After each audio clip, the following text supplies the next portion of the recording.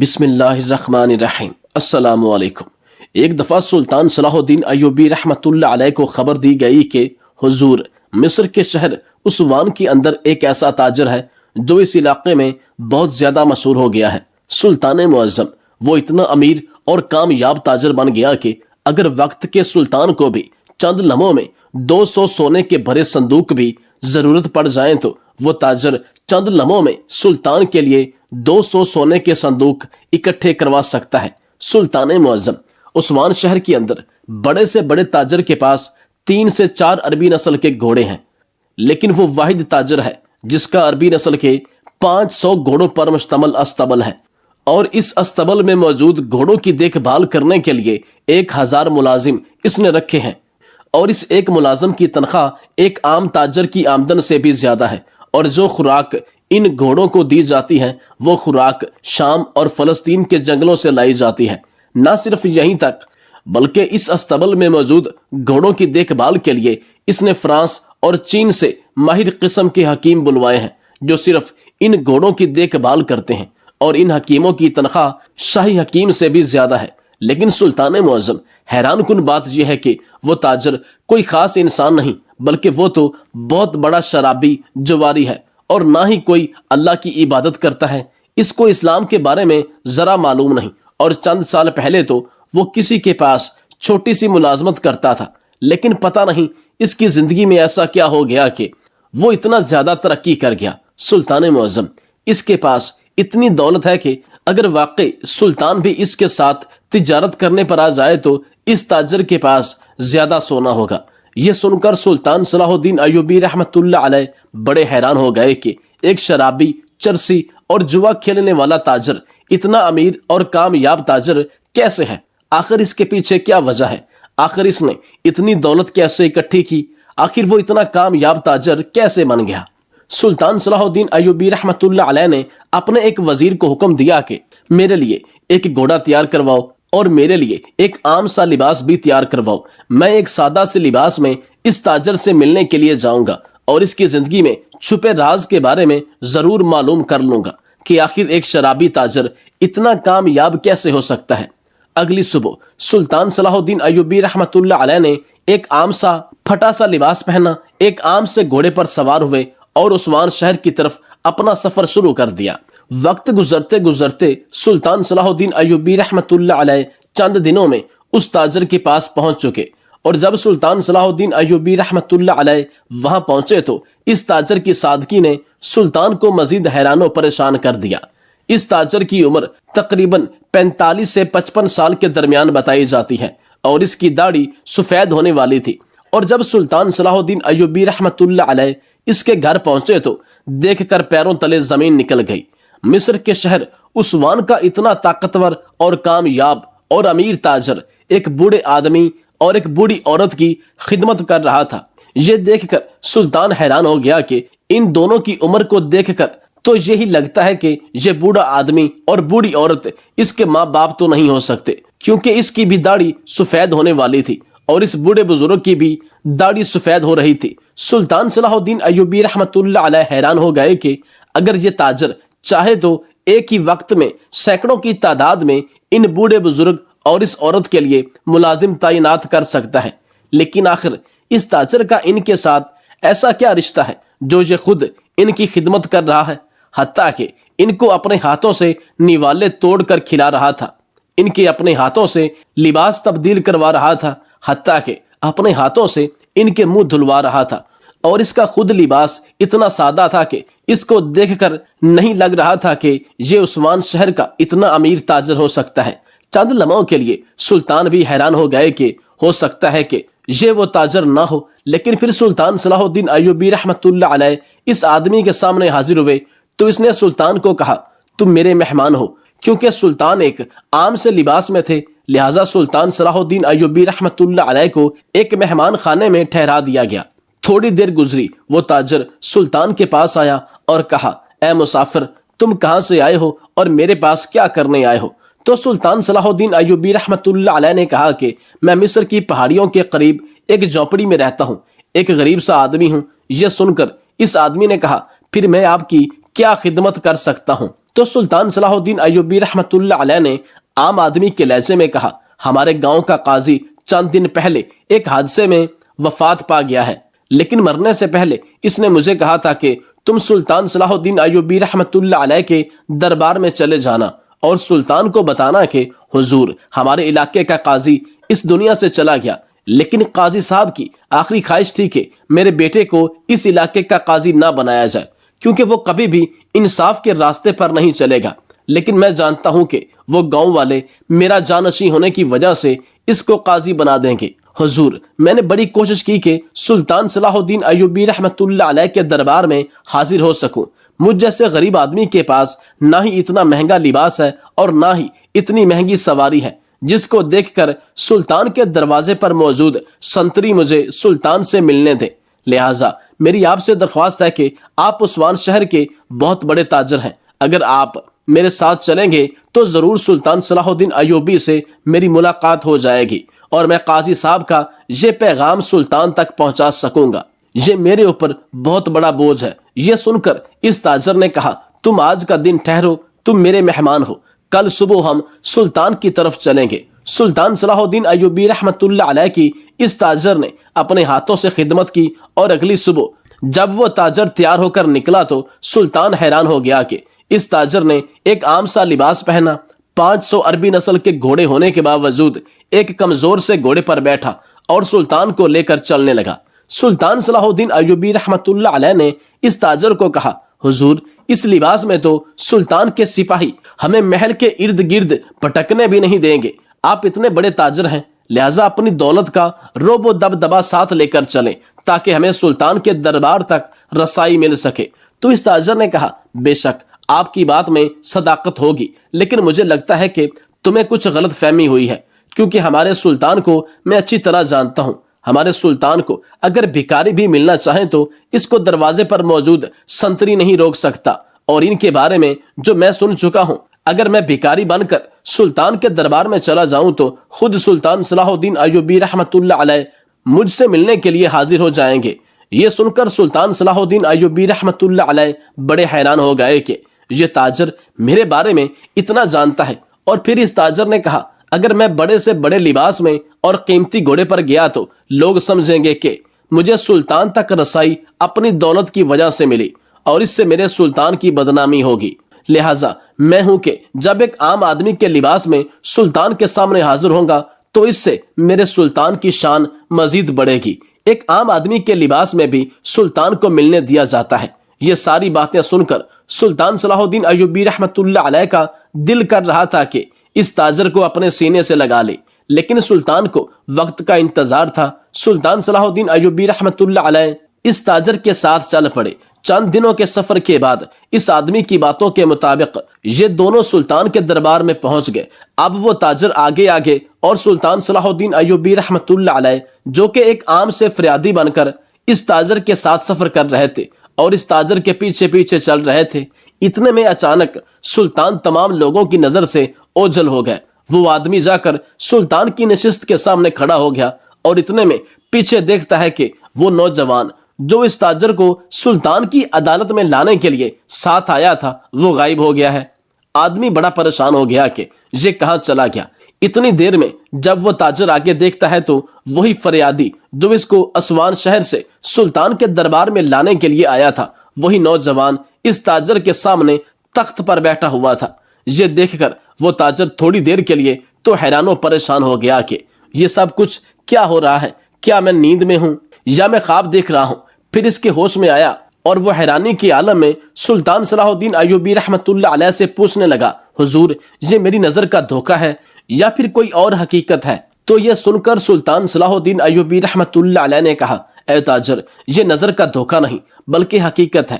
جو عام سا آدمی تمہارے پاس سلطان کی عدالت میں تمہیں ساتھ لانے کے لیے گیا تھا وہ کوئی اور نہیں تھا بلکہ میں وقت کا سلطان صلاح الدین ایوبی تھا، اور میں یہ بات دیکھنا چاہتا تھا کہ آخر تمہارے اندر ایسی کیا چیز ہے جس نے تمہیں اسوان شہر کا اتنا بڑا تاجر بنا دیا۔ حالانکہ تمہارے بارے میں اتنا مشہور تھا کہ تم نے جوانی میں شراب نوشی، زناکاری اور ہر برا کام کیا، لیکن تمہارا کاروبار دن دگنی رات چگنی ترقی کرتا رہا۔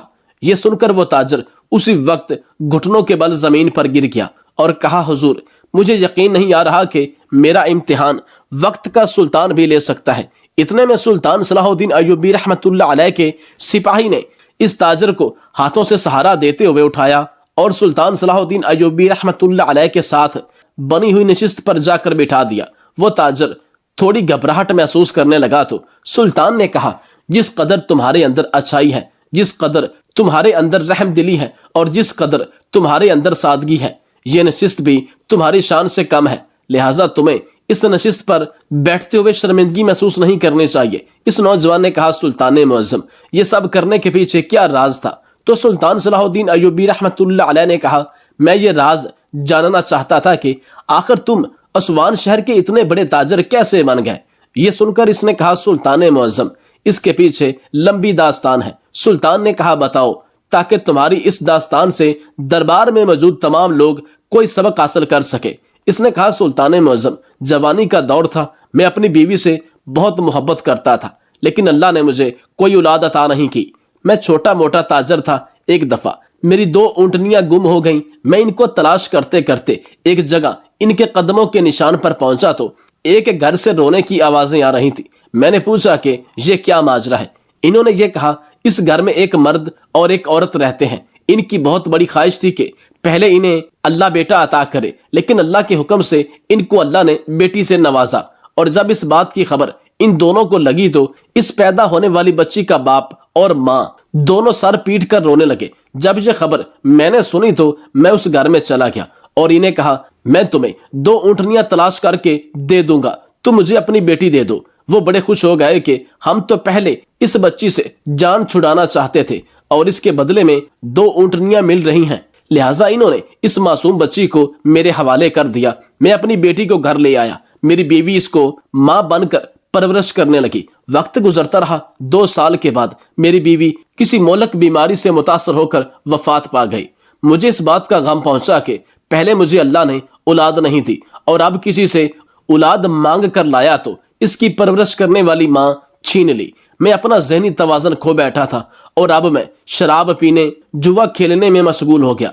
हत्ता कि मैं इतनी शराब पीता था कि मैं अपने इलाके का सबसे ज्यादा शराबी मशहूर हो गया। वक्त गुजरता रहा। जब मेरी बच्ची 8 से 10 साल की हुई तो एक दिन इसने अपनी पड़ोसन के मुंह से यह सुन लिया कि वो मेरी सगी औलाद नहीं है, बल्कि मेरा बाप मुझे कहीं से खरीद कर लाया। मेरी ये बच्ची बहुत ही ज़हीनो फतीन और समझदार थी। ये सब सुनने के बाद वो उस वक्त खामोशी से वापस आ गई और अपने माँ बाप की तलाश शुरू कर दी। पूछते पूछते वो अपने हकीकी माँ बाप के पास जा पहुंची। जब अपने माँ बाप के पास पहुंची तो इसकी माँ और बाप दोनों फालज में मुब्तला होकर अपनी झोपड़ी में पड़े हुए थे। कभी गांव वालों को फुर्सत होती तो इनको खाने पीने के लिए कुछ दे देते, वरना वो दोनों ऐसा ही पड़े रहते। शायद इनको अपने किए की सजा मिल चुकी थी। वक्त गुजरता रहा, लेकिन इस बात की खबर मेरी बेटी ने मुझे नहीं होने दी कि इसको अपने हकीकी माँ बाप मिल चुके हैं, या इसने ये भी जिक्र नहीं किया कि आपने मुझे मेरे माँ बाप से क्यों खरीदा था। वो बहुत ही ज़हीन और अक्लमंद है। एक दिन इसने कहा, बाबा मैं मदरसे में पढ़ना चाहती हूँ। मैंने कहा ठीक है। इसके लिए मैंने सवारी का बंदोबस्त किया और वो साथ वाले गांव में मदरसे में पढ़ने जाया करती थी। मैं अपनी दुनिया में मशगूल था। मुझे ना ही दिन का पता होता और ना ही रात का। मैं कारोबार भी करने लगा था क्योंकि मैं हर वक्त शराब और जुए में गुजार देता। जब मेरी बच्ची को मदरसे में जाते हुए 1 साल गुजरा तो मैं हैरान था कि मैं सारा दिन शराब और जुए में गुजारता हूँ, लेकिन मेरे कारोबार में इतनी बरकत आती जा रही है कि मेरा कारोबार दुगना होता जा रहा है। हत्ता के बड़े बड़े ताजर भी हैरान थे कि जो आदमी सारा दिन शराब पीकर जुआ खेलने में गुजार देता है, इसका कारोबार दिन दुगनी रात चुगनी तरक्की कर रहा है। मैं जब इस बात का जिक्र अपनी बेटी से करता तो वो मुस्कुराकर खामोश हो जाती। एक दिन मुझे शक हुआ कि मेरी बेटी जब मदरसे जाती है और वापस आती है तो इसके कपड़े गंदे होते हैं। मैं इसे कहता तो वो कहती, बाबा हम मदरसे में पढ़ाई करने के बाद खेलते हैं, जिससे मेरे कपड़े खराब हो जाते हैं। लेकिन मुझे इसकी बात पर यकीन ना आता। लेकिन फिर मैं अपनी दुनिया में मशगूल होता। एक तरफ मेरा कारोबार दिन दुगनी रात चुगनी तरक्की करता जा रहा था, दूसरी तरफ मेरी बेटी के लहजे में बहुत ही मिठास पैदा होती जा रही थी। इसके चेहरे पर इतना नूर था कि मैं हैरान हो गया। एक दिन میں نے اپنی بیٹی کا پیچھا کرنا شروع کر دیا کہ یہ مدرسے جاتی ہے یا کسی اور جگہ۔ جب میں پیچھا کرتے کرتے گیا تو میری بیٹی کا گھوڑا ایک جھوپڑی کے آگے جا رکا۔ میں حیران تھا کہ یہ یہاں کیا کرنے آئی ہے۔ اس نے تو کہا تھا کہ میں مدرسے جاتی ہوں۔ میری بیٹی گھوڑے سے اتری اور اس جھوپڑی کے اندر چلی گئی، اور جب میں اس کا پیچھا کرتے کرتے جھوپڑی کے اندر گیا تو میرے پیروں تلے زمین نکل گئی، کیونکہ اس جھوپڑی میں وہ اس کے اصلی ماں باپ اپنے اپنے بستروں پر پڑے ہوئے تھے، اور وہ میری ننھی بچی جس کی عمر ابھی بھی 14 سال تھی، وہ اپنے سگے ماں باپ کی خدمت کر رہی تھی۔ اس نے جاتے ہی ان کا منہ ہاتھ دھلایا، لباس تبدیل کروایا، ان کے لیے دودھ گرم کر کے ان کو پلایا اور ان کی خدمت کرنے لگی۔ میں حیران ہو گیا کہ میں اتنے سالوں سے سمجھتا رہا کہ میری بیٹی مدرسے سے پڑھنے جاتی ہے اور یہ یہاں آتی ہے اور مجھے اس بات کی خبر تک نہیں۔ میں نے اپنی بیٹی کو اپنے پاس بلایا اور کہا، یہ کون ہے اور تم اس کی خدمت کیوں کر رہی ہو؟ تم نے تو کہا تھا کہ میں مدرسے میں جاتی ہوں۔ تو اس نے کہا، بابا تم کو حقیقت کا پتہ چل چکا ہے، اب تم سے چھپانے کا کوئی فائدہ نہیں۔ اور میری بیٹی نے مجھے شروع سے لے کر مکمل داستان سنائی کہ کس طرح پڑوسن سے اس نے سنا، اور اس کے بعد میں نے اپنے ماں باپ کو کس طرح تلاش کیا، اور 1 سال تک میں مدرسے کے بہانے آتی اور آ کر اپنے ماں باپ کی خدمت کرتی۔ مجھے ڈر تھا کہ کہیں میں نے آپ کے سامنے ذکر کر دیا تو آپ مجھے باہر نکلنے سے روک نہ دیں۔ آج تک میں نے مدرسے کا منہ بھی نہیں دیکھا۔ میری زندگی، پڑھائی، میری دنیا، میرا علم، سب کچھ میرے ماں باپ کی خدمت ہے۔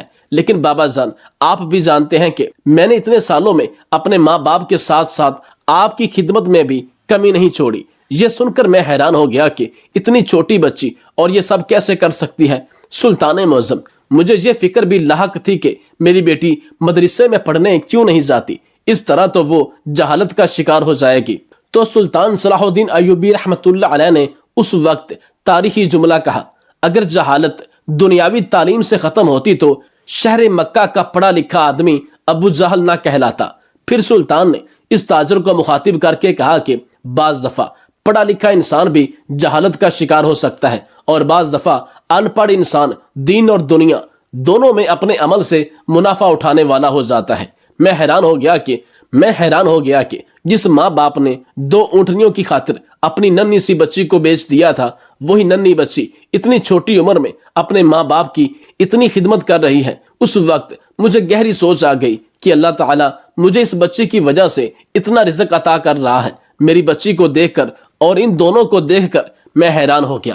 میں نے ان کو سواری پر لادا اور اپنے گھر لے آیا، اور اس دن سے لے کر میں خود اپنے ہاتھوں سے ان کی خدمت کرتا ہوں، اور میری بیٹی میری مدد کرتی ہے۔ اور جب سے ہم دونوں اس بیمار اور لاچار باپ اور ماں کی خدمت کرنے لگے، اس دن سے اللہ تعالیٰ نے ہمارے کاروبار میں اتنی برکت ڈال دی کہ ہم دن دگنی رات چگنی ترقی کرنے لگے۔ اور حضور، آج سب کچھ آپ کے سامنے ہے۔ یہ سن کر سلطان صلاح الدین ایوبی رحمۃ اللہ علیہ نے کہا، بے شک انسان کتنا ہی بڑا گنہگار کیوں نہ ہو، لیکن صرف اس کی ایک اچھائی سے بھی اگر اللہ چاہے تو اس کی دنیا بھی سنور سکتی ہے اور آخرت بھی۔ اور اس کے بعد وہ تاجر وہاں سے چلا گیا اور چند دنوں کے بعد لوٹا، اور سلطان صلاح الدین ایوبی رحمۃ اللہ علیہ کے لیے اپنے ساتھ 50 عربی نسل کے گھوڑے اور 100 سونے کے سکوں کا صندوق لے کر آیا۔ یہ سب دیکھ کر سلطان صلاح الدین ایوبی رحمۃ اللہ علیہ بڑے حیران ہو گئے۔ سلطان نے وہ رقم اور گھوڑے اپنے پاس رکھنے کی بجائے وہ سونا تمام غریبوں میں بانٹ دیا، اور عربی نسل کے گھوڑے ریاست کی خاطر قربان ہونے والے سپاہیوں میں بانٹ دیے۔ اور اسی طرح سلطان صلاح الدین ایوبی رحمۃ اللہ علیہ کی عقل مندی سے وہ راز سامنے آ گیا۔